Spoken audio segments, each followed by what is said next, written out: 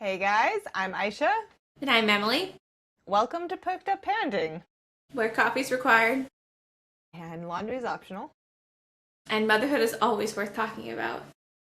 And Or I'm a we liar might because I never have coffee anymore. coffee, and if you're if you're here on the watching side, like YouTube, you can see that I have my family man cup. I do love that cup.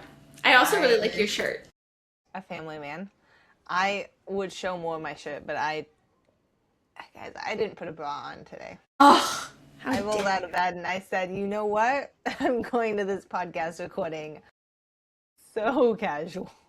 nipples in the But wind. it does say cool cats and kittens, and it has a whole bunch of cats on it. It's like it was from the days of we get in 2021 post Tiger King days. Cameron was just singing the Carol Baskin song today. Good one. That was good. So we almost talked all of our talking points. I have things that Emily's gonna have to like hear me re-say. It's okay. I'll have to say them with the same vigor. And I'll pretend I've never heard them before. Wow! When you hear Emily go, "Wow!" Cool, I've never heard that. Oh my goodness. We're talking about screen time today. And just take a moment and just be like, what do we assume Aisha and Emily would say about screen time? And We see if hate you're it. right. Because We're so against I screen time. We don't even own screens. I literally argue with some people online, the screen free community, and say, hey, like you're robbing your kids. Let's enjoy culture. I'm obviously pro screen. So is Emily. Don't let us fool you. No, I don't ever turn them on, ever. I actually have to rent this laptop from the library every week to record this podcast. That's how committed to screen free she is. I did, okay, when Emery and Cass, when I just had my first two, the kids and I moved to Idaho while Cameron was still in Virginia for a year. And that whole entire time I didn't have internet and I didn't own a TV or like laptop, tablets, nothing. I had no screens outside of my phone. And it was really boring. I was pretty bored. Yeah. Yeah. Emily, you kick us off. I'm going to mute my audio and grab my baby because he's still crying. Okay. Okay, so tell us something really cool while I'm gone. Something really cool. I don't have anything cool things to say about screens other than I think you guys will probably be surprised to find out that Aisha and I are not super strict about screens. Like, I mean, neither of us are a hand your kids a tablet and walk away. Like, I feel like we both value safety. But other than that, like, I don't know, I feel like we don't view screens as like the most negative thing in the entire world. I feel so weird talking without her. I'm just talking to myself. Oh, good, you're back. Talking to myself is weird. I decided that I would just take him instead of listening to him. Okay, eventually he would have been fine, but... Okay, where are we at? I was just saying that you and I don't view screens as like an all-around negative thing, but I think both of us value like safety in screen time. And yeah, that's all I said. I actually really like screen time. And you know what? Mark it on the calendar, guys. Another thing that I contribute to learning about Charlotte Mason. I actually think that I value screens more now that I have been invested in more of a Charlotte Mason style education. Really? Yes, because I see some of the same values and I like pick out some of the same values that we get from living books, from good quality movies, or the experiences and environment that our screen time creates. Oh, yeah.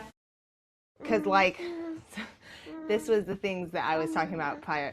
So okay, but really, he doesn't want to nurse. He is He silly. just wants you. Yeah. And his tongue out. Okay.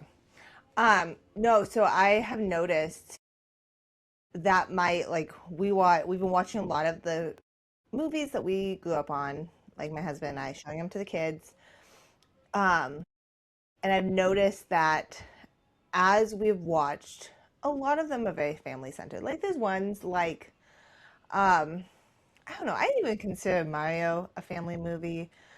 We don't watch a ton of like the kids on Saturday morning, like right now they're watching Pow Pow Fish, whatever. And they'll watch stuff like that.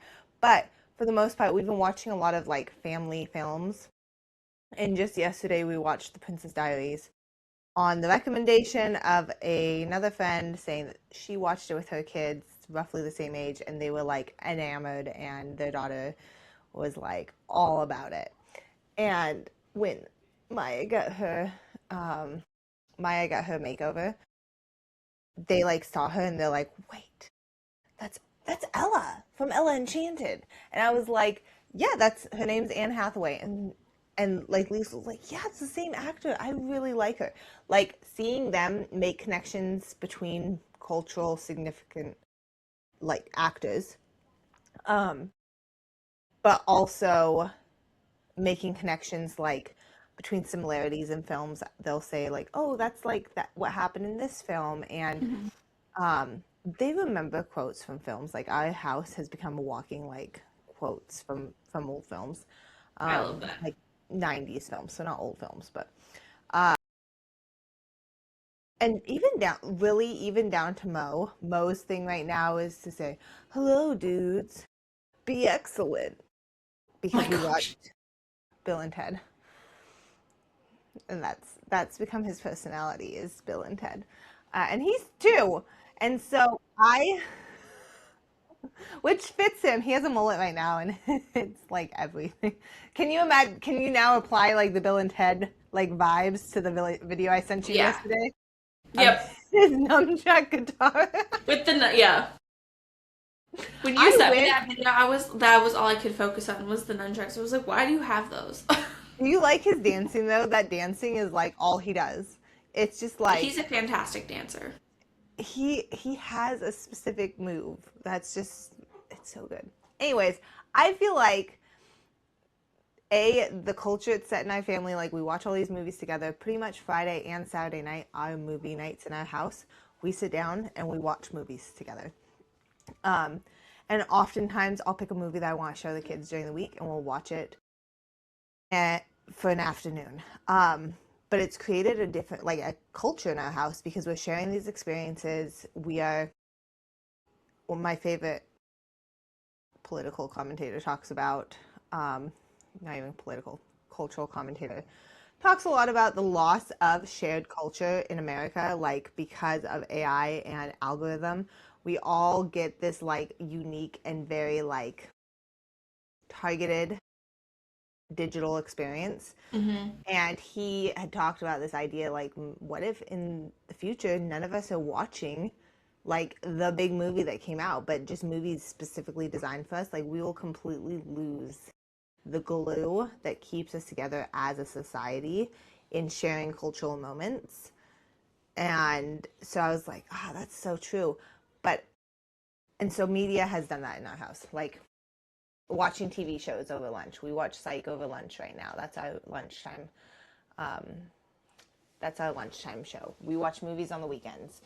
My kids are slowly making like the connections thing totally comes from Charlotte Mason, and watching my kids make connections between things they've learned in school or movie to movie or like cultural reference to cultural reference feels significant to me in how they're building their relationships as a family. As a family, yeah. I like that. I've thought it was fun. I know you guys are just starting to read Harry Potter and you watched the movie first, right? We did. And We watched the movie First Family because it gives my kids the like my oldest significantly. He will tell me this helps my brain yeah. grasp a story when I have some of the mental load taken off of attempting to build everything in my brain. Yeah, and well, I also have always enjoyed watching movies before the books because I don't have to experience the disappointment that is the movie afterwards. We're reading Winnie the Pooh, or The Adventures of Winnie the Pooh, the original book, and we've watched a few of the. I love Winnie the Pooh. That's like Aisha doesn't like Disney adults, but that's my Disney adult thing. I will say I love Winnie the Pooh. I I love was a Winnie the Winnie the Pooh. Pooh I kid. always have. So we Yeah. watch it, and we started reading, and the kids are like, "Oh, each of these chapters is one of the episodes from the original Winnie the Pooh," and but it's fun watching them be like, "Well, that's not really what happened in the show," and then my oldest was like, "Oh, I get it. They had to change and add to it a little bit because it wouldn't be as entertaining to watch." I was like, Mm-hmm. "Yeah, yeah," Yeah. and I thought that That's was a cool something we connection. talk about when we read books versus movies. We talk about how we have to, like, the experience of visually experiencing something is going to be different because we don't have the person's thoughts. Um, you have to, like, what's the difference between a good adaptation and a poor adaptation? A Yeah. good adaptation only takes out plot points that doesn't ultimately affect the entirety of the movie. So, like, Lord of the Rings did a really good job of this. I've read Lord of the Rings, I've watched Lord of the Rings. The first book of Lord of the Rings, my favorite part, which they took out, which I'm fine with them taking out because it really, truly, it didn't matter. Oh, I'm gonna blank on his name now, and you don't know. Nope, can't help. It's one of my goals this year is to get through the Lord of the Rings. I'm The movie. blanking. Tom Bombadil. Tom Bombadil is this crazy. They go into this forest, and Tom Bombadil is this crazy singing guy, and he's like married to this gal, and he sings a whole bunch of stuff. Like, it's a straight up musical happening. Um, and they like throw shade on Tom at some one point because at the meeting within the fellowship, they're like, "Why don't we just give the ring to Tom? We don't like it. Doesn't affect him." And Gandalf's like, "Guys, listen, we, we don't know about him. Let's not." And I was like, this is like such a fun like side quest story, and there's like poetry about Pom, Tom Bombadil's poetry that Tolkien also wrote. But like that portion was actually a really big chunk. Like it was a good amount of reading. It's like a chapter or so. I can't remember, but completely taken out of the book didn't affect the storyline whatsoever. And so we talk about that often when we do book and movie. Like, what did they Mm-hmm. take out? Did it actually have any consequences to have taken it out? Because sometimes you do take out a plot point for Yeah. political reasons or um, just I don't know what reasons you might have, but it does affect like maybe the moral outcomes or it changes how a character might make a choice. Um, and that kind of analyzation is always really fascinating to me because the kids really get a lot. Did you see? I saw a post or a video the other day saying that they were going to um make a, I don't remember if it was a TV show or a movie, but about Huckleberry Finn. No, And that's all I not. was thinking to myself is like that book is already so controversial with like, I mean, most people won't even buy the unabridged version of it because of the um just like the language that's used in it and like the, yeah. And I was like, what are we gonna put into a movie about this that is not going to just Nothing good. enrage the masses? Well, especially since we don't seem to have like any distinction between our culture has not always been the culture. Not that past cultures were validated, Yeah. but I can guarantee that 200 years we're gonna look like they'll look back and be like, oh my gosh, their culture was so primitive and inappropriate and we would never use this kind of language now and we think that we are like on it We're and like we're not. so evolved now, And so we but can't, yeah, we just assume that we're so evolved and we like there's no distinguishing between like this is what the culture was. We need to take this as it is. Man, you know what? I was thinking yesterday. I had a big stack of like original Bopsy twin books. I donated them because because they used some language in them and I was like, I should have kept them. It didn't even I it was fine. But they had a interesting gardener that they used very choice language for, so my kids get really caught up in like the night before Christmas book where it says he laid his finger side of his nose and turned his head of the jerk, whatever it says, but it says jerk, and they're like, that's a bad word. It's like, no. not calling Santa a jerk. They're saying he jerked his head, and they're like, what? Or like using like, especially in older books where it says someone is gay, but they're meaning like happy and Yes. joyful. We, Like, oh man, we run they into get this so a stuck on lot. that. Yep. We run in because so much of our everything, this year less so, um, just because Simply Charlotte Mason books are current. So we're not running into like ancient history books that. Yeah. But this is definitely an issue with some content that I end up falling upon in Charlotte Mason is that we get some interesting words. Yeah, then you get to have a mini side quest lesson Yeah. on the way language has changed. So, I feel like there's so many things I was gonna say. How do you guys like intentionally manage screen time? Like, I feel like there is the difference between like good use of screen time and poor use of screen time. And I'll say that that's out like in a normal life because when I'm in the first trimester or like parts of pregnancy, it is like a free for all, and that is, I would call it best practice. I feel like TV is one of those things that it is determined, you just use best practice for the season. And some seasons that comes with more structure than others. So how do you manage that? Yeah. First trimester, we definitely just everybody did whatever they wanted, and I laid there and accepted it.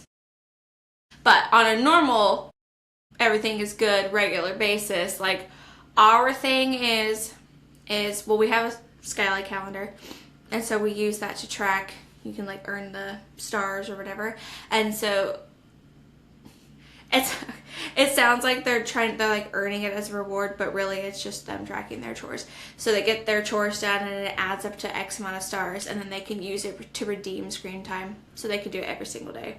But really I'm just putting that into practice so that they know like school and chores first, and then we do our stuff. And for the majority of our screen time, we try to do things together. Now, Emery is at a very different level than the other girls for sure. Yeah. But even the boys, like she's just more interested in like girly things that they aren't. So she does sometimes watch like Shirley likes High School Musical right now. Nobody else could care less. Like they don't like High School Musical, so that would be like her alone time type stuff. Or playing The Sims is her thing too, which she's the only one who does that. So we do allow screen time on an individual basis, but the majority of our stuff is like play a game together. We have an Xbox, so they can play. They play Minecraft, or Fortnite is their new one recently. They play that together, or we watch movies together, or TV shows together that people agree on. And I am possibly too strict on attitudes that come along with it. If they're playing games together and they start yelling at each other, I just shut it off immediately. Yeah. I don't do warnings. I'm like, nope, it's gone. And then they're like, I didn't save. And I'm like, oh, well, find a different way to talk to each other next time, because we're not going to scream and call each other names because someone blew up your building. It's interesting. Theo's not really even like at a different place, but he's the only one interested in video gaming. And so he has very specific, like, right now we're not tracking, like, you just have to have it, like, everything has to be done before we turn on our screen.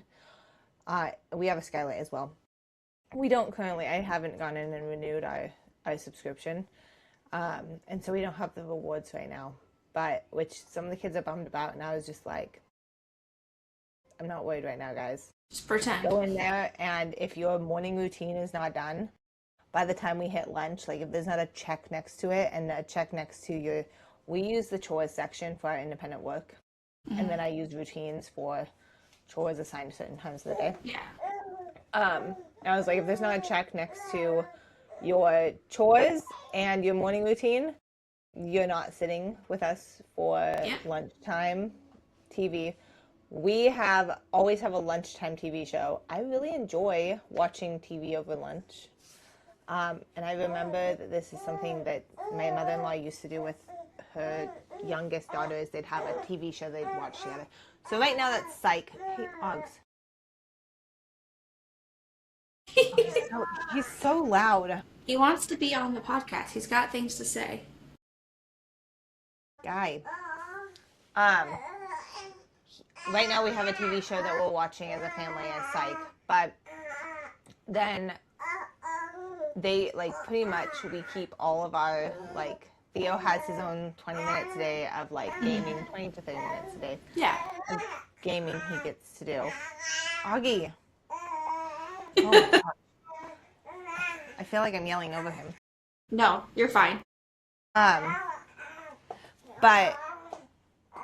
he's the only one who wants to play video games, so we have like a specific reward system right now for him, specifically for video games. But other than that, I feel like we just like finish up what we're doing for the day, and then we have our one episode of Psych, and I eat lunch and fold laundry over that because it's like they're like 45 minutes, like it's a long TV show. And I was like, okay, well we'll watch one a day, and it will be lunch and TV folding. But I was thinking about the only time that we really like with exceptions, but for the most part, the only time we allow them to just like free fall on like kids shows is on Saturday mornings. They'll watch like one episode of Wildcrats some days. I love Wildcrats. And I want to sit and watch Wildcrats, so it feels like an exception. It's not really a kid movie, it's Wildcrats, you know? My kids call them learning shows, and they're like, well, we can watch more of these because they're learning shows, right? I'm like, maybe. I sometimes depends on the day. Sometimes I make my kids go do like journal pages after Wildcrats. I'm like, if you do a journal page right now, you can go back and turn on new. There you go. And then they'll better make it actually educational if you're gonna call it, yeah. But for the most part, we stick to like family style entertainment. But I was thinking about how this very much still ties back to like Charlotte Mason philosophy in that you offer like kids, like I would say both of us have little kids that watch above their like entertainment level, because we push for, well, we're gonna watch this, you're free to watch it with us, but like also if you don't want to, you don't have to. And for the most part, like my 4-year-old will sit around and hang out and watch whatever I'm watching. So you were just telling me beforehand, before we cut over and actually started recording, you guys are watching Pride and Prejudice, and your 4-year-old is invested. She loves it. She's very into it. She doesn't quite understand right now why the girl, she can't ever, it takes her a really long time to catch on to people's names when she watches things. So she just says, why does that main guy like that girl? All the time. And I'm always like, just watch, just keep watching. But we do with our Skylight calendar too. They can earn what are their rewards that they can redeem is to stay up late with us. We only allow one kid at a time to do that, and they can only do it once a week. Okay, do you have I feel like we did not keep strict enough rules around this, and we tried this with our kids, and they're like, well, I want so-and-so to stay up with me. And I was like, oh, that's nice. But then it became like well, I'm gonna let them stay up on my stay up night, not that person. And I was like, well, that's mean. Yeah. My boys are the only ones who do that, but because, and it's actually only if Caspian is staying up late, he will ask that Rowan can stay up with him. Caspian, when he stays up late, he will ask to stay up late to play Fortnite with Cameron. Like he's like, I just want to play 30 minutes of extra games with my dad. Rowan is terrified to sleep alone. So Caspian is always like, can Rowan stay out here with us and just lay on the couch and watch? He doesn't play or anything, but I don't want my brother to be alone in his room scared. And it's really sweet. And so that one I'm a pushover on because it's really cute. The other thing is, that's another aspect of screen time is my kids do a lot of game. Like we're both married to gamer husbands, and my kids do a lot of gaming with their dad. Yeah. Recently they haven't, but they have like full-fledged games that they've been like all hyper invested in. They like kick out stools in here and they're watching and it's a big deal. And I'm like, how can I say no to that? Yeah. Like, there's That's so such many a thing. aspects. My friend Maya and I were also talking a couple weeks ago. They came over and the boys wanted, she has a son who is just a year younger than Theo, and they wanted to play video games together. And her and I were both like, fun time is not really for screens, but also like we both vividly remember our brothers having their guy friends over to play. And like my husband stayed up and had friends over and they Yeah. video gamed. And like it was a bonding thing. It was building, it was part of the culture of that they were raised in, or like that they had built for themselves. So that was really important. And Yeah. so now when our kids get together, we're like 45 minutes of time together playing video games because it's like a big deal. And so there's so many aspects.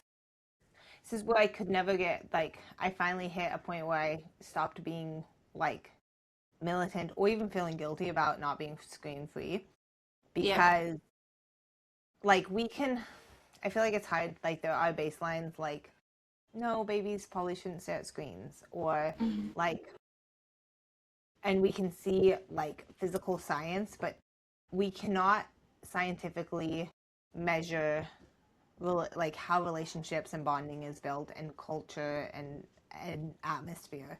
Like none of that is actually measurable. It's just felt.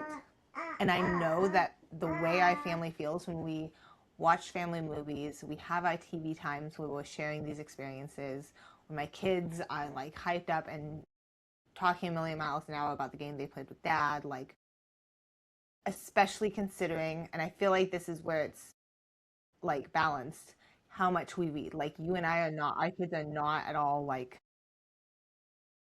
they're not part of the literacy crisis at all. Like Yeah. they are getting, and part of me wonders, like we just tested Theo and he tested above sixth grade level in comprehension. That's awesome.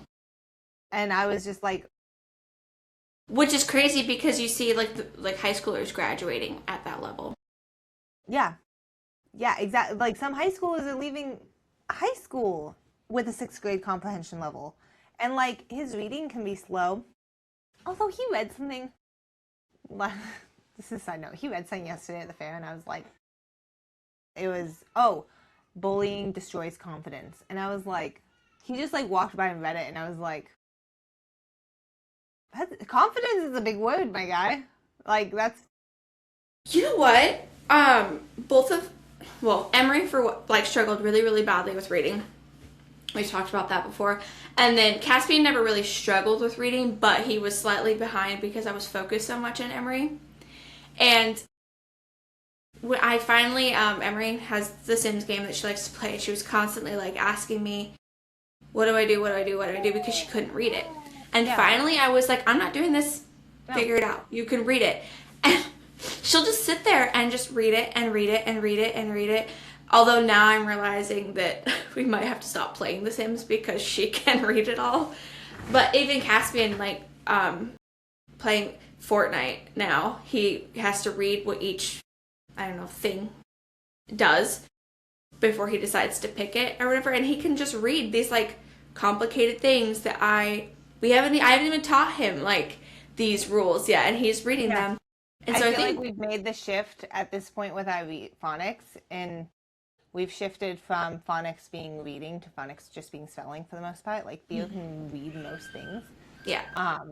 but he can't spell everything, and so now we've just shifted, which is why I love. We were texting last night, and I was telling her why I loved our curriculum because we're not like shifting and choosing a different curriculum for spelling. We're just doing literally the same curriculum, just with an emphasis on the spelling portion and not the reading portion. And I was like, this is so nice. And I was telling you that because I like saw this. Someone online was like, I'm gonna switch from this really great reading. It was all about reading to this other one that emphasizes like there's no spelling involved. It like is a foolproof way to get your kid reading based on like basically like exploring the word and being like what makes that sound and how many sounds do you hear and like it's But there's no spelling involved, so you'll like get your kid reading, and then there's like no spelling, and so then you have to move on to spelling. So you're really not out of the woods. You just have Then to you're keep like going. starting over instead of just going in line. Hogs, I'm putting you in the corner, my guy. I don't know what to do with you. I just enjoy him. Oh, you were talking about reading comprehension, and it just reminded me. This was so cool. So we started Plutarch, and Yeah. I was telling the kids, like I forewarned them. I was like, guys, I have read through a little bit of this. It's complicated, and it's not really that entertaining. And the words in there are like going to make it hard for you to pay attention because we're going to constantly have to be going and looking up definitions because these are not words that we use regularly in our lives. And so I just forewarned them, we're going to go really slow. We're going to do our best. Stick with me. I'm going to not take more than 10 minutes. That's it. Yeah. And so we read this story, and Caspian right now, his thing is that whenever I'm reading, he has a notebook, a blank notebook, and he draws pictures the entire time. So like we were reading about the Oregon Trail, and he was drawing all the different things that we're learning about the Oregon Trail. And then for his narration, he like flips through his book and retells me the story through the drawings. Oh. Super fun. So we did this with Plutarch. I read it. I looked at them, and I was like, I'm gonna be super honest with you guys. I'm not positive what we just read. Like I feel like I got the broadest the broadest understanding of the story, and Emery was just like something about a baby being kidnapped, and I was like, that's yep. That's good, but that's good. Like yeah. And Caspian opens up his notebook with all of these detailed drawings. I mean, as fast as he could draw them. And he was like, no, listen, they took the baby and they ran away, the bad guys did, and then they found the baby and they took the baby back, and then they ran and they needed to cross a river, but it was too dangerous, and so they wrote on a piece of bark and they threw the bark across the river, and then the other guys knew to cut a tree down, and then they made it across, and then they gave the baby to the king, and then the king was like, I don't really want this baby, it was kind of my fault that he was taken, and then decided to raise the baby as his own because it could possibly benefit him in the future. And he just goes on, and then he goes, Mom, this is kind of like the story of Moses in the Bible. And I was like, oh, yeah, it really is. So it was super cool. I am wondering if Plutarch will be more Theo's thing than Liesel's. Mm-hmm. Plutarch's Hide for me. I've read two of the Plutarch Lives now. I've read Brutus and Julius Caesar. I actually think they're really entertaining. Like, there's moments that I'm just like, slap my knee funny, or dang, this is like a drama. But they're complex. And yeah. I'm always surprised. And this is like the idea that we offer good things. Like, we offer things and we just like see what our kids pull out. Not as complex as Plutarch. But Lisa was like breaking down yesterday the like dynamic of the love interests in like Princess Diaries, and she's like, that guy, he only likes her because she became a princess, and he didn't like her before that, and so I'm pretty sure he's trying to become a prince, and that's why he's trying to get like kiss her right now. But that guy over there that looks like Cousin Derek and can play piano, that guy I actually think liked her before, and he still likes her, but now she doesn't pay attention to him. And I was like, yeah, that's... And this is why content-driven education is important.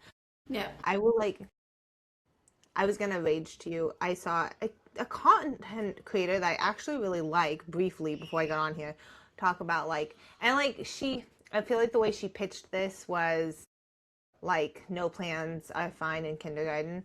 Like, you don't need anything for science, nothing for history, like, no plans, just go live life and then teach reading and math. And I was like, but you could have pitched, and she was like, do read alouds, go visit a pond. But I was like, just have it, like, you can still give your kids, read all the books that you can find on the presidents of the United States in kindergarten. Oh, yeah. It will not be a waste of time to give your kids content. And, like, drawing back to the screens, we've watched Liberty Kids for history. Yes. We've done there's just so many good twins. Yes, there's so much good stuff out there that is like media that plays a part in creating like the whole picture of education, that I couldn't imagine going without it. And when you just offer kids good, like it's the same thing with um, movies. When you offer kids good movies, and then you just let them take them how they are, kids like rise to their occasion, and pretty much everyone You can know, get behind it. I was thinking about this the other day. We all know and understand that YouTube is not a great thing to hand to your children and walk away. However, YouTube is fantastic for homeschooling because there are so many times where I'm like, okay, like we went to the library to look for books on Mozart and they didn't have any at our library at all. And so we just went on YouTube really quick and we found this like kids biography all about Mozart's life. And now we're like looking up um, videos on each song and why he wrote it and like what the meaning of it or whatever is behind it. And those things have been really great. But I would laugh because sometimes we will get into we'll watch a video on YouTube and then the next one pops up and we'll watch Yes. it and then my kids will remember the most random things from YouTube videos and they'll just be like, "Did you know?" Da, da, da, da. I'm like, We "Didn't know." watched Actually. because I'm extra and I have a specific pre-K reading list with my 4-year-old. Hmm. We watched a video about horseshoeing this week because in the little story we read, the guy's horse lost through his shoe, and Victory was like, "What? What shoe?" And I was like, "We'll watch the video." So we like watch a video on horseshoes and this whole thing, and she's like feeling pretty high and mighty because she got that dopamine hit of I read this story and I didn't know something, and so we went and found the YouTube on it, and then I watched the YouTube and then I understood something, and it was that Yeah. like I followed the trail, and she's 4 and she like already has like she's like I figured it out, like it was so cute. I think this is like what unschooling is supposed to be, where you like follow what they're interested in. Like you read something, they like it, you just continue on. I But feel like that's the aspect of like, and we're really good at that. hmm We have a structure and like what we need to be moving through, but if we need to stop and like focus smell the on, yeah. flowers, we can. Our favorite thing right now is like last year when we did the natural science portion of Gentle Feast, we would always find like whatever animal they were learning about that week, we would go and look up a Coyote Peterson video Mm-hmm. or a Wild Kratts video or something else if we couldn't find. Usually it's those two. But we're doing it again this year. Like next week we're reading about ants for nature study. And I know What? there's this cool show called I actually can't remember what the show is called, but it's on Disney, like or on Is it National called Ants? Geographic. No, but it's like animals versus animals or something like that. But they have an episode that's on ants Mm-hmm. versus something else. I can't who's Yeah. stronger. They love watching that kind of stuff. Um, what book are you guys reading for natural history this year? Our Wonderful World, I think it's. Let me make sure that's actually what it's called. It's an old. It's like a whale. Yeah, My Our kids were Wonderful like, World nature study. It's really fun so far. "Can we reread the Burgess Animal book?" And I was like, "No, we've read that once already, guys. Let's move on." But they like We got the really. Burgess Bird book this year, I have that one. just on Yodo, so they can just listen I to it. But I have it on Yodo. I should just tell them to listen to that. They love. And sometimes, honestly, guys, my kids just listen to the Burgess Animal book just for fun because they really liked it. you know what? My They're kids really didn't into it. enjoy it when we had to sit and listen to it, but then they would ask to listen to it randomly. They were like, "Don't make me listen to it. I want to do it my own time." Just do it on my own. Like, okay, whatever. Well, we're coming in here the last couple minutes here. So, any parting thoughts on screens? My thing would be don't rule out screens or like altogether. Yeah. It's better to help your kids find purpose with something than to just. Well, I was gonna say, when we were talking about video games, I the guy who wrote habits of the household, which I really like all of his stuff. He's raising 3 boys, I think, 3 or 4, and they are video gamers, and I've really valued his input on like the restrictions around video games, and especially raising boys back to back now. But one of them was we play video games that are not open ended, and like we want our kids to have to like cooperatively move through something and have to troubleshoot. Like if they're playing Minecraft, they're not going to play on creative. They're going to play and have to like talk through, well, we need this, so we're going to have to do this, this, and this. When something's like handed, I was like, that's such good advice, because I don't want to X out some, like I'm really big on let's not completely just nix an entire like activity. Let's find a way to make it work for us. So my kids have that understanding of I need to facilitate things to work for me, not just nix it because I see no value in it, or don't look down on other people because you don't see value on something but someone else might. Like we talk about that a lot. That was a really good perspective on video games though.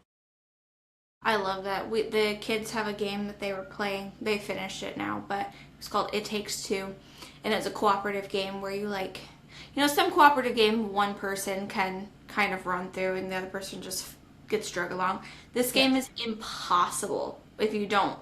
Like the whole premise of it is that it's parents who are wanting to get divorced and their child puts this like love spell on them and they turn into dolls, and in order to not become dolls they need to figure out how to work together and like solve their marriage issues, which is kind of an odd storyline, but premise of the game, but like okay. Yeah.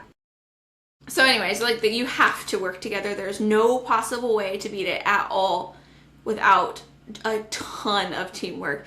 And I sat and watched my kids play it for 4 hours straight. And normally I would not like just sit there. Man, that's so much cooperation. Like, go for it. They never fought. They didn't yell at each other. They were like encouraging each other. I was like, I'm not interrupting that at all. Yeah. You guys go for it. Screens can be such a tool. Video games can be a tool. Like these things, too often I see like video game dads put down and they're like, oh, they pay no attention. And I'm like, guys, listen. You just like you don't see the value, but if you lived in a good environment with it, like we just like it can be a benefit. I just think that we like as a culture need to stop riding the pendulum. Yeah. Oh gosh, I feel like that's like our number one thing with every topic across the board. There is a middle ground. Do not ride the pendulum. Yeah. Like no screens.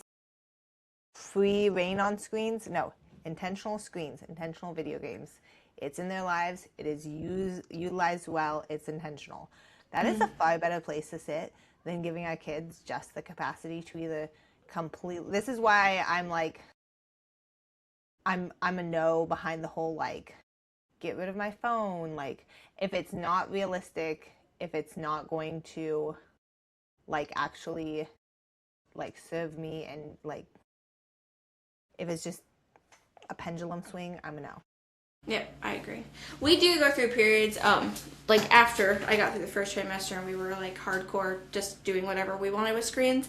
Like after things like that, we will take a full 1 or 2 week long break where we do no screens at all to kind of reset. And I think that's been really. There is a need for a reset. Like I feel like we're in a really good place right now, but I know that could like turn on a dime, and we might hit a point where we've watched too much, and the kids need that hard reset of nothing, and then we'll like establish a new good routine.